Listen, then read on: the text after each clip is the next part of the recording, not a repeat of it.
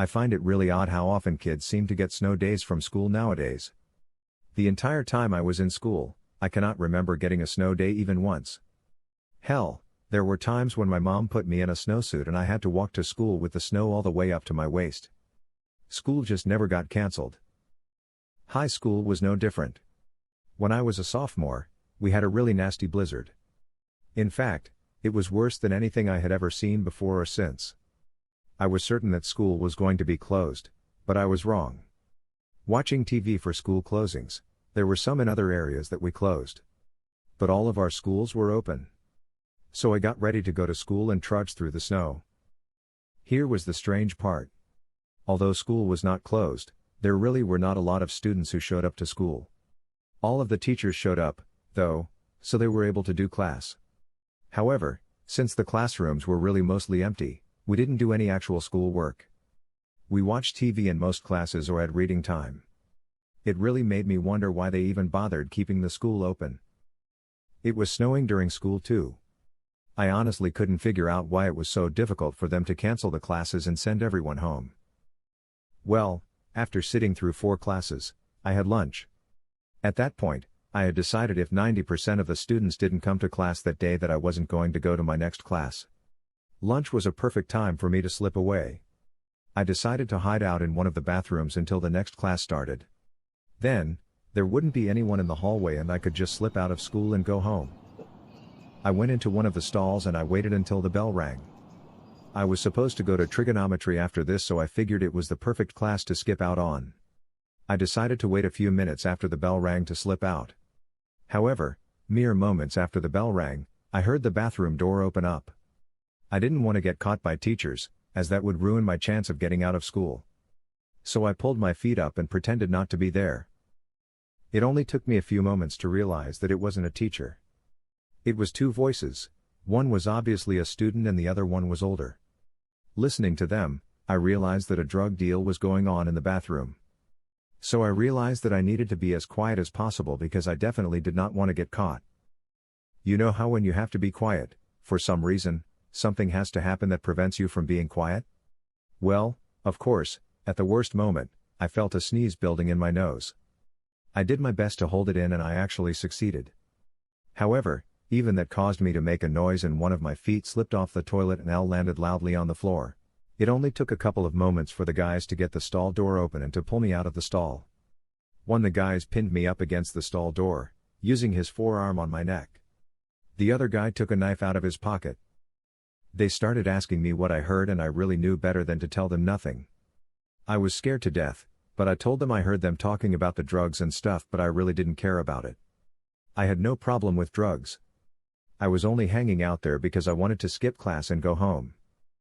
They seemed to believe it, but the guy still held me up against the stall. The other took the knife, he held it to my throat and said it would be a big mistake if I told a single person about it. He told me he wouldn't slit my throat, though. He ran the knife down to my crotch and told me, "I'll cut something more important off." I promised up and down I wouldn't tell anyone. And I meant it. The guys let me go then and kicked me as I was leaving. I ran out of the school and went home.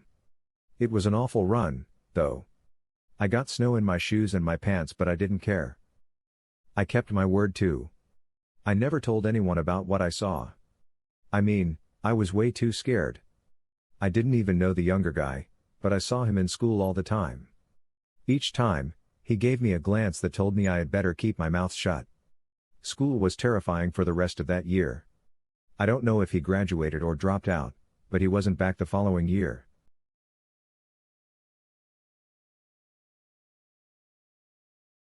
I haven't had one of these happen in a very long time. I am not sure if it's because of climate change, but when I was younger, it seems like we used to get much more severe snowstorms than we get nowadays. Hell, when I was a kid, I remember it being common in winter for the snow to get so deep that I would sink down to my chest in it occasionally. But that doesn't seem to happen much nowadays. The year this happened, we had one of the worst snowstorms that I can ever remember. I lived in a 3rd-floor apartment building when I was 19 years old. I had a job working in a video store. So imagine how long ago this had to have happened.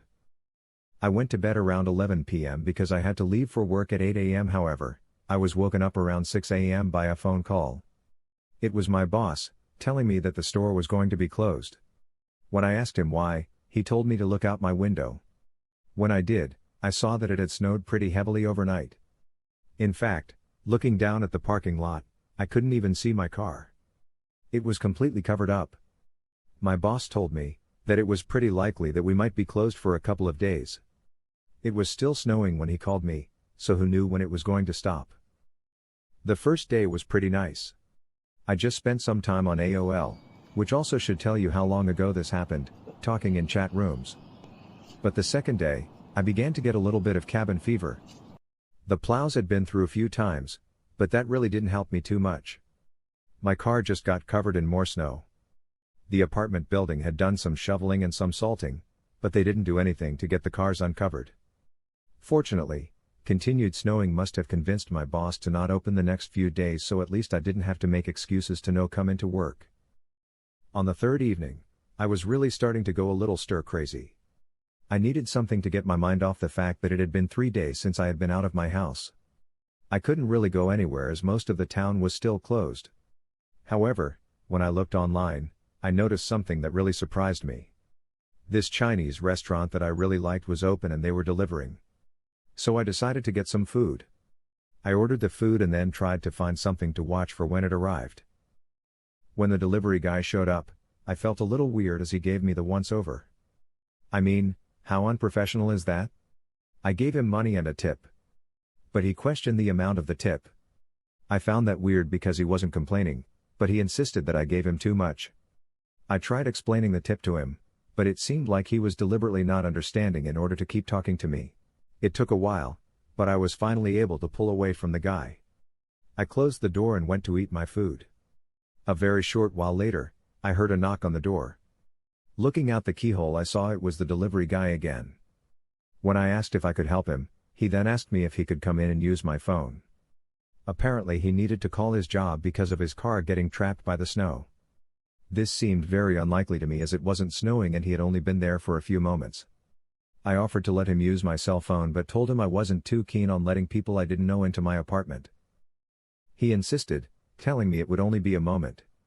He didn't like cell phones and told me he thought they caused brain cancer. I told him that was the only option I was giving him. If he wanted, he could knock on someone else's door and see if they would let him in. I could tell he was irritated. He shuffled his feet for a while before walking down the hallway and out of my sight. I thought that was the end of it. About 5 minutes later, however, I heard a blood-curdling scream coming from down the hallway. A few moments later, I heard someone pounding on my door. Shocked and scared, I just grabbed my phone and called 911.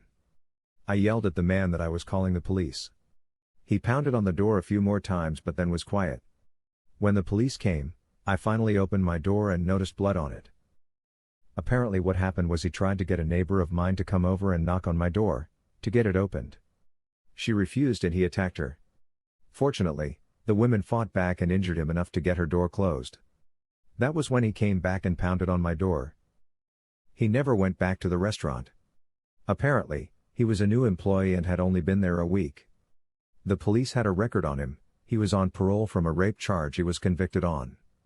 Of course the Chinese restaurant hadn't done a background check on him or anything, as that wasn't completely common back then. He was picked up and went to jail.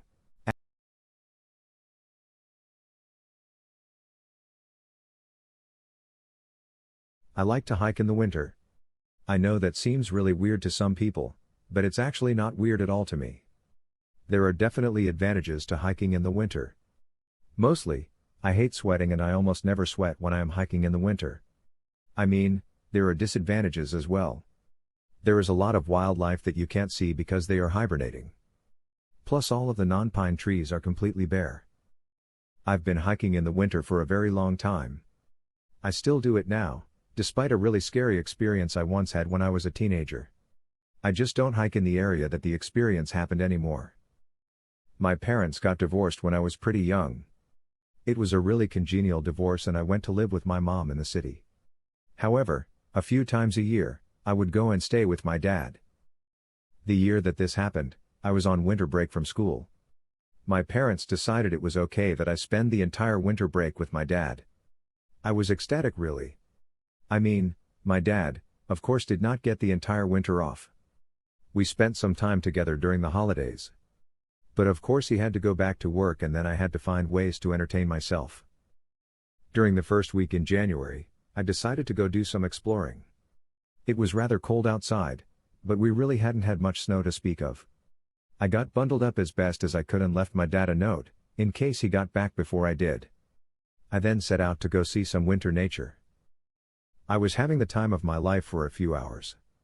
I always liked seeing creeks when they get frozen. At one point, I actually came across a frozen waterfall. If you have never seen something like that before, I hope you'll get a change too. It was one of the neatest, most beautiful things I had ever seen in my life. I was surprised when snow started to fall, though. At first I wasn't worried much and figured it would just be a few flurries. However, it didn't take long before the snow started falling really hard. I was surprised because there wasn't very many times that there was snow at all in this area. And it began sticking and that worried me. I mean, I had hiking boots on but still.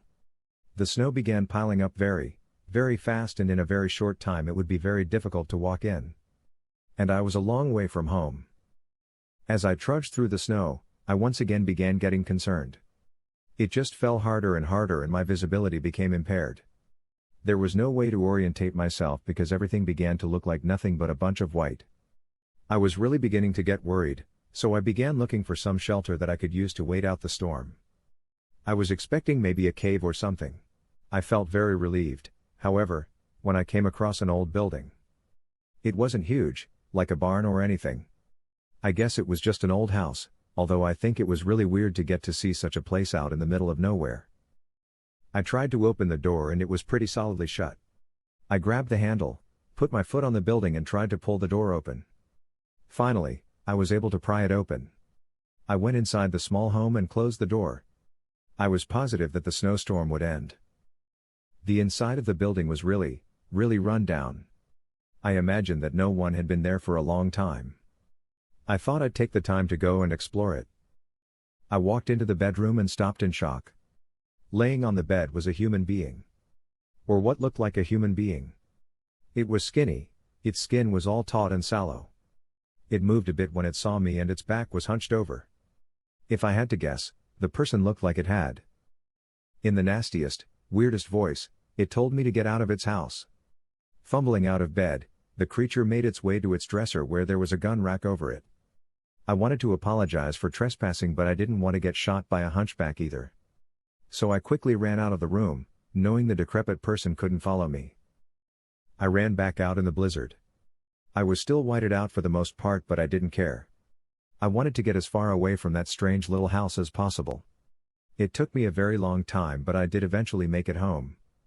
I was cold and soaked from the snow and it took me hours to feel comfortable again. I told my dad about what I saw and he dismissed it. He said there were some people who lived out in the hills and maybe the person was just malnourished. He told me I should avoid going into buildings when I am out hiking. I definitely will.